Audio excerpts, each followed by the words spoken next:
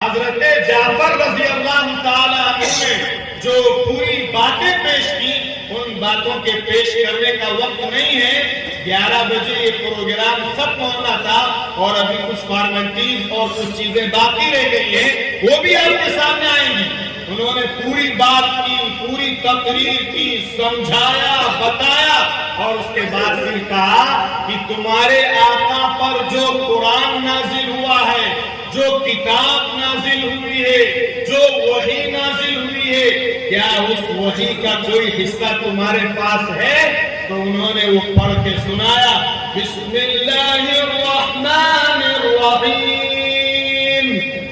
کافھا یا عین صاد، ذکر رحمت ربک عبدہ زکریا اذ نادى ربه نداء خفيا قال رب إني وهن العظم مني واشتعل الرأس مني إلى آخر الآيات۔ یہ آیتیں سنائی ہیں اور اس وقت جو پادری اور پوپ اور خود نجاشی بادشاہ، ان سب کی آنکھوں میں آنسو ٹپ ٹپ گر رہے تھے۔ انہوں نے اپنی مصحف کو اور اپنی داڑھی کو آنسوؤں سے تر کر لیا تھا۔ میں اپنی بات نہیں طول دے کر صرف یہ کہنا چاہتا ہوں، شاید اللہ، میں بھی آپ کے ساتھ ہوں، شاید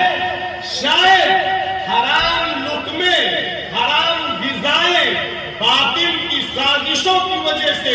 مختلف قسم کے لون کی وجہ سے، چاہے وہ ہاؤس لون ہو، چاہے وہ بزنس لون ہو، یا اور کوئی کسی قسم کا کوئی سودی لین دین اور سودی چیزیں ہو یا حرام غذائیں ہو، ان غذاؤں کی وجہ سے ہمارے دل خدا نے ایسے سخت کر دیے کہ وہاں جو نجاشی دوسرے دین کا ماننے والا تھا، حضرت عمر رضی اللہ تعالیٰ عنہ اسلام سے پہلے، وہ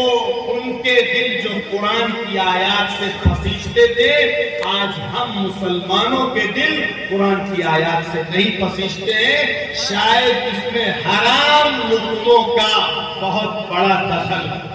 یاد رکھیے، حرام لقمے اگر خون